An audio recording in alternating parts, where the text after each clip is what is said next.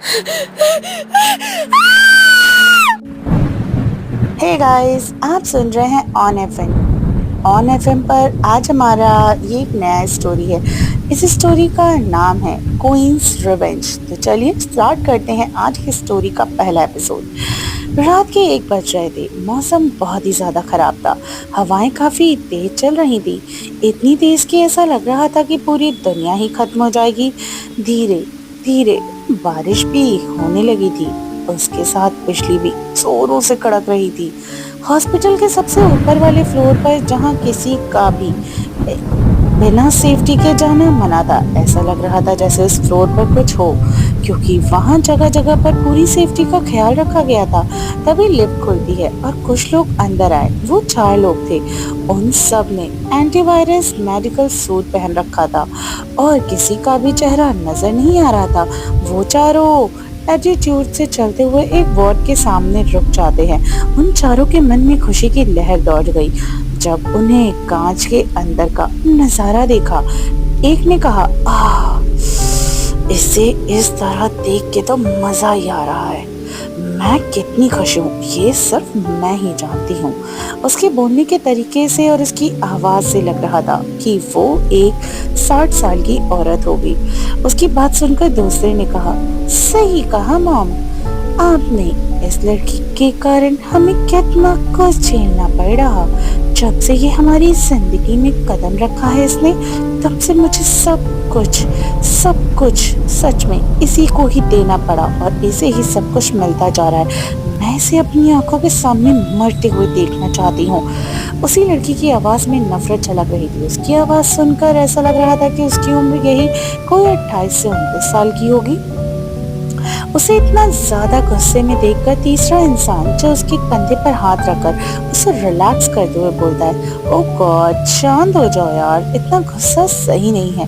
वैसे भी हमने जो चाल चली थी, इसके कारण इस लड़की आज इतनी बड़ी बीमारी से जूझ रही है। ये कोई आम बीमारी नहीं, बल्कि एक वायरस है जो इसकी बॉडी में पूरी तरीके से फैल चुका है कि अब ये कभी भी सही नहीं हो सकती। ये कुछ वक्त की मेहमान है और जो भी इसके करीब जाएगा वो भी इस बीमारी की चपेट में आकर मर जाएगा। बेचारी पिछले 1 महीने से यहीं पर है, इसकी हालत दिन पर दिन खराब हो रही है। ये कहकर वो सब हंसने लगते हैं और ये एक आदमी था। वो सब नफरत और अपनी आंखों में एक चमक लेकर कांच के अंदर की तरफ देख रहे थे, जहां एक सिंगल बेड था। उस बेड के चारों तरफ एक वाइट कलर की प्लास्टिक की पॉलिथीन लगी थी। वो बेड पूरी तरीके से कवर्ड था, लेकिन अंदर से बाहर और बाहर से अंदर की तरफ सब कुछ देखा जा सकता था। बेड पर एक दुबली पतली सी लड़की लेटी हुई थी, जिसका चेहरा इस वक्त पीला पड़ा हुआ था। उसकी आंखों में दर्द भरे एक्सप्रेशन थे, क्योंकि उसका शरीर हल्का हल्का कांप रहा था। वो खुद से ही सिमटी हुई लेटी थी। उसकी उम्र इस वक्त लगभग 23 साल की होगी। उसने जैसे ही अपनी आंखों को बंद किया, उसके सामने उसके 5 साल के लड़के का चेहरा आ गया, जो मुस्कुरा रहा था। इस लड़की ने एकदम से अपनी आंखों को खोला और गहरी सांस लेने लगी।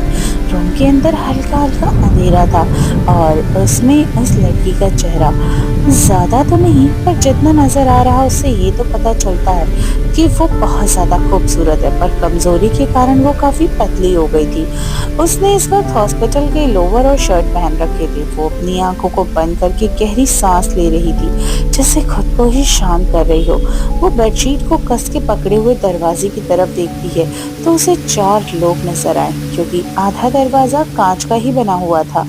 उस लड़की की आंखों में नफरत नजर आने लगी और वो अपनी बंद मुट्ठी करके अपनी कमजोर भरी आवाज में कहती है, तुम तुम सब ने मेरे साथ जो किया वो बिल्कुल भी सही नहीं था। अच्छा नहीं किया तुम लोगों ने। मैं तुम्हें अपना माना और तुम लोगों ने मेरे ही पीठ पीछे छुरा घोंपा। आज मेरी ये हालत सिर्फ और सिर्फ तुम्हारे कारण है। सिर्फ और सिर्फ तुम्हारे कारण मैं मेरे बेटे से दूर हूँ। पता नहीं 1 महीने उसने कैसे गुजारे होंगे मेरे बिना। वो मेरे बिना पैनिक करने लगता है और उसे इस खराब मौसम से भी बहुत डर लगता है। उसके पास कौन होगा? गॉड, गॉड प्लीज मेरे मेरे दिव्या को सेफ रखना गॉड। आज तक इस लड़की की आंखों में कभी भी आंसू नहीं बहे थे। ये शायद पहली बार था जब उसकी आंखों से आंसू आए थे, क्योंकि इस एक महीने में उसने बहुत कुछ झेला। क्योंकि वायरस कोई आम बीमारी नहीं थी, खासकर जब उसका कोई इलाज ना हो। बाहर खड़े लोग मुस्कुरा रहे थे, तभी एक डॉक्टर वहां आ गया। उस डॉक्टर ने एक एंटीवायरस किट पहना था। उसे देखकर ही वो औरत मुस्कुरा कर बोलती है, डॉक्टर आपको क्या लगता है ये कब तक मर जाएगी? डॉक्टर मुस्कुराते हुए बोलता है, मैडम आप जब कहें तब इसे मार दिया जाएगा। वैसे भी अब ये लड़की इस दुनिया के लिए बोझ है, और इसके बेटे का क्या करना है? वो औरत डेविल स्माइल करते हुए कांच के अंदर मौजूद लड़की को देखते हुए और हंसते हुए कहती है, क्या करना है? फेंक दो इसके पास। डॉक्टर हैरानी से बोला, पर उसे भी? वो औरत उसे रोकते हुए अपनी कड़क आवाज में बोलती है, रुद्राणी कभी भी अपने दुश्मनों को नहीं छोड़ती। अगर इसका बेटा जिंदा रहा तो क्या पता बड़ा होकर हमारे गले का फंदा बन जाए। इससे अच्छा तो इन दोनों को अभी का अभी मार दिया जाए। ये कहकर वो जोर जोर से हंसने लगी कि तभी बिजली कड़की, जिसके कारण एक तेज लाइट रुद्राणी जी के चेहरे पर पड़ी, पर मास्क होने के कारण कुछ भी नजर नहीं आया सिवाय उनकी पर्सनैलिटी के। रुद्राणी जी अपने बगल में खड़ी लड़की को देखकर हंसते हुए बोलती है, रिया मैं तुम्हारी प्यारी बहन को इस हालत में नहीं देख पा रही। एक काम करो, इसे जिंदगी से आजाद कर दो। ये बोलते वक्त वो जानबूझकर इमोशनल होने का ड्रामा करने लगी और फिर जोर जोर से हंसने लगी। रिया अपने बगल में खड़े इंसान की तरफ देखती है, जो कि वही लड़का था जो कुछ देर पहले उसे शांत करा रहा था। वो लड़का डबल स्माइल करते हुए वहां से चला जाता है। कुछ देर के बाद ही वो एक वार्ड के अंदर आया। उसके साथ एक 6 साल का बच्चा भी था। उस बच्चे के हाथ में पट्टी बंधी और सिर पे भी पट्टी बंधी थी। वो काफी कमजोर नजर आ रहा था। वो बच्चा दिखने में बहुत क्यूट, उसने भी अस्पताल की ही ड्रेस पहनी थी। उसकी काली गहरी आंखों में डर से भरी हुई थी, जिसके बार बार बिजली कड़क रही थी। वो और भी ज्यादा डर जाता, वो पहले से ज्यादा रोने लगता। शायद ऐसे मौसम में उसे कुछ ज्यादा ही डर लग रहा था। रुद्राणी ने वार्ड का दरवाजा खोला, उस बच्चे को उस लड़की के वार्ड के अंदर छोड़ दिया। वो लड़की ये सब देखकर बहुत ज्यादा घबरा गई। उस बच्चे ने डरते हुए जैसे ही बेड पर बैठी लड़की को देखा, वो रोते हुए बोलता, मम्मा। उस बच्चे के हाव भाव से पता चल रहा था वो कितना ज्यादा डर रहा है और कितना ज्यादा दर्द में है। उसने सिर्फ हॉस्पिटल का लोगो और शर्ट ही पहना था। उसने कोई सेफ्टी एंटीवायरस किट भी नहीं पहना हुआ था। वो बच्चा आगे बढ़ता हुआ फिर से चिल्लाने लगा, मम्मा मम्मा। वो लड़की और भी ज्यादा घबरा कर बेड के कोने में सिकुड़ते हुए खिसकने लगी, नहीं नहीं दिव्या, मेरे पास मत आओ दिव्या, मुझसे दूर रहो बेबी, प्लीज प्लीज बेबी। उस लड़की का दिल तड़प उठा जब उसने दिव्या को हालत ऐसी देखी। उसकी आंखों में अपने आप ही आंसू बहने लगे। जैसे बाहर बिना रुके बरसात हो रही, वैसे ही उस लड़की की आंखों में भी अब बरसात हो रही थी।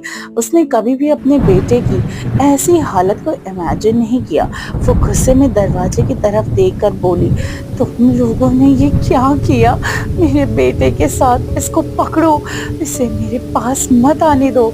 वो दिव्या से और दूर जाने की कोशिश कर रही। रुद्राणी हंसते हुए बोलती है, क्या हुआ लविष्का, रोने को अब मन कर रहा है? हाँ, अपनी हालत पर या फिर अपने नाजायज बेटे की हालत पर, जिसके बाप का भी अता पता नहीं। वो कहकर जोर जोर से हंसने लगती है।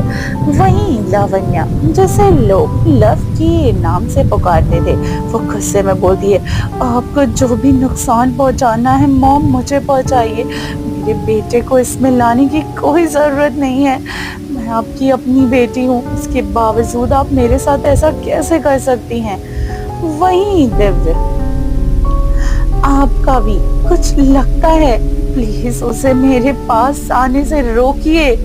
दिव्या आगे बढ़ता है और उससे पहले ही रिया उससे भड़काते हुए कहती है, देखा दिव्य, मैंने कहा था ना तुम्हारी मॉम तुमसे प्यार नहीं करती। उन्होंने तुम्हें खुद से दूर कर दिया, 1 महीने तक तुमसे मिलने भी नहीं आई और अब देखो कैसे तुम्हें खुद से दूर कर रही है। वो एक बुरी माँ है, अगर अच्छी माँ होती तो तुम्हारे पास होती। जब तुम्हारा एक्सीडेंट हुआ था ये तुमसे मिलने भी नहीं आई, तब मैं ही तुम्हारी देखभाल कर रही थी। देव एक छोटा बच्चा था, ऊपर से इन सब ने 1 महीने के बाद ही उन लोगों ने बहुत भड़काया था। देव को नहीं पता था कि इसकी मॉम के साथ क्या हुआ है, वो बस अपने छोटे से दिमाग में ये सब बातें सोच रहा था। उसकी माँ को उसकी चिंता नहीं है और उस 1 महीने को उससे मिलने भी नहीं आई। ये सारी बातें दिव्या के दिमाग में चल रही थी। वो लावण्य की तरफ देखकर तो लव खुद को मजबूर करके उसे भड़के गुस्से से बोलती है, दिव्य बाहर जाओ, बाहर जाओ। उसकी गुस्से भरी आवाज सुनकर दिव्य डर जाता और गुस्से में बोलता है, आई हेट यू, आप दिव्य से प्यार नहीं करती हैं, आप दिव्य से मिलना भी नहीं चाहती हैं। जब दिव्य को चोट लगी तब लिया माची अच्छी है, आप भूली हैं। इतना कहकर वो रोने लगा और धीरे धीरे से पैनिक अटैक आने लगे। देव इतना ज्यादा रोने लगा कि उसकी नाक से खून बहने लगा। ये देखकर तो लावण्य तुरंत बेड से खड़ी हो गई और उस पॉलिथीन से बाहर निकल के हाथ जोड़कर रुद्रानी के सामने घुटती है, प्लीज प्लीज इसे बाहर ले जाइए, इसे इलाज की जरूरत है, मैं इसके पास नहीं जा सकती, इससे प्लीज फिर से पैनिक अटैक आ रहा है, इसे इलाज की जरूरत है। रुद्रानी के पीछे खड़ा आदमी हंसते हुए बोलता है, द ग्रेट दंश रंधावा की बीवी हाथ जोड़ रही है, मुझे बहुत अच्छा लग रहा है। तुम्हारे बेटे की दवा तो तुम खुद हो, पता है ना तुम्हें, तुम्हारे बिना 1 महीने में से कई बार पैनिक अटैक आ चुके हैं। बेचारा दवाइयों और डॉक्टरों के कारण ही किसी तरह जिंदा बचा है, पर देखो आप भी वो तुम्हारे लिए तड़प रहा है, उसे बस तुम चाहिए, तुम उसके पास आ जाओ, फिर वो ठीक हो जाएगा। जाओ जल्दी करो अपने बेटे की, हमने 1 महीने तक उसे जिंदा रखा और अब तुम उसे बचा लो। वैसे चाहो तो अपने हस्बैंड को बुला लो, पर वो तो किसी काम का नहीं, वो किसी को छू भी नहीं सकता। पता बेचारे को बचपन से एलर्जी जो है वो हंसने लगता है लव में। वहीं लावण्य ने कभी इतना बेबस महसूस नहीं किया था खुद को। दिव्य की ऐसी हालत देखकर तो वो रह भी नहीं पा रही थी, उसे समझ नहीं आ रहा था कि वो करे तो क्या करे। उसने सोचने समझने की शक्ति तक खो दी थी इस समय, पर किसी तरह खुद को संभाल कर रुद्रानी की तरफ देखकर बोलती है, प्लीज प्लीज दिव्य को बचाइए, क्यों कर रही हैं आप ऐसा, आप हमेशा रिया की साइड लेती हैं, मेरी नहीं। मैंने कभी शिकायत नहीं की, पर प्लीज इस बार मेरे बेटे को बचा लीजिए। रुद्रानी की आंखों में नफरत देखने लगी। वो चीखते हुए बोलती है, मुझे माँ कहना बंद कर, नहीं हूँ मैं तेरी माँ, मेरी असली बेटी रिया है। ये सुनकर सभी हंसने लगे, पर लावण्य तो शॉक हो गई। उसका शॉकिंग एक्सप्रेशन देखकर तो रिया एटीट्यूड में बोली, तुम्हें पता है मैं तुम्हें बताती हूँ, असल में मैं तुम्हारी जिंदगी जी रही हूँ लव।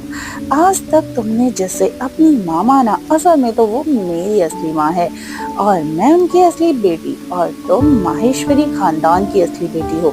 तुम्हारी जिंदगी मेरी जिंदगी है और मेरी प्यारे मॉम डैड तुम्हारे असली मॉम डैड हैं। पर क्या करूँ, इतनी अच्छी जिंदगी छोड़ नहीं सकती थी, इसीलिए मैं उनकी असली बेटी बन गई और तुम मेरी माँ की बेटी बन गई। इसके साथ ही सबकी नजरों में एक विलन भी। ये सब सुनकर तो लव और भी ज्यादा शॉक्ड हो गई, पर उसे इस समय सिर्फ दिव्य की चिंता थी। वो कुछ कहने ही वाली थी कि रुद्रानी हंसते हुए बोलती है, आज तक मैंने तुम्हारे साथ प्यार से इसलिए पेश आई ताकि तुम कभी भी सच तक न पहुंच पाओ और मेरी बेटी रिया तुम्हारी जिंदगी जिए। पर अब तुम मर जाओगी तो मेरी बेटी रिया हमेशा ही माहेश्वरी खानदान की असली बेटी बनकर रह जाएगी। तुम्हें तो मैंने मरने के लिए ही पैदा होने ही नदी में फेंक दिया था, पर फिर भी पता नहीं कैसे जिंदा बच गई। इतना कहते ही उनकी आंखों में नफरत झलकने लगी, पर अब लव कुछ भी सुन नहीं पा रही थी। वो दिव्या की हालत देख के तड़प रही थी। इस बार तो वो लाचार होकर हाथ जोड़कर बोली, प्लीज प्लीज प्लीज मेरे बेटे को बचा लो, हाथ जोड़ती हूँ मैं वही करूंगी जो तुम सब चाहते हो। डेविड तड़प रहा था, उसकी नाक से खून और भी ज्यादा बहने लगा। वो लव की तरफ उसे पुकारते हुए कहने लगा। लव अपनी जगह से खड़ी हो गई और रूम के दूसरे कोने में जाकर खड़ी हो जाती है। वो डरते हुए बोलती है, नहीं नहीं, मेरे पास मत आओ, प्लीज प्लीज, कोई तो इसे मेरी मदद करो, डॉक्टर डॉक्टर, प्लीज इसे रोकिए, कोई तो आओ प्लीज। लव बचने की पूरी कोशिश कर रहा है, लव बचने की पूरी कोशिश कर रही थी, पर डेविड रोते हुए उसकी तरफ बढ़ते जाता।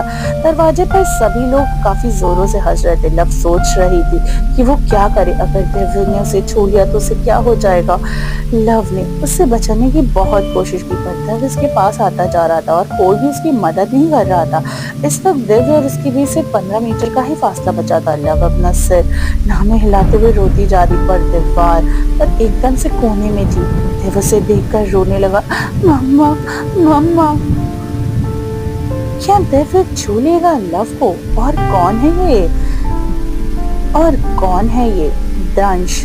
क्या वो बचा पाएगा डेविड को? जानने के लिए सुनते रहिए हमारी ये कहानी द क्वींस रिवेंज। स्टोरी में आगे सुनने के लिए चैनल को लाइक, सब्सक्राइब और शेयर कीजिए, और मुझे कमेंट करके जरूर बताइएगा कि आपको ये कहानी कैसे लगी। मिलते हैं कहानी के अगले एपिसोड में। आप सुन रहे हैं ऑन एफएम सिर्फ जान के साथ।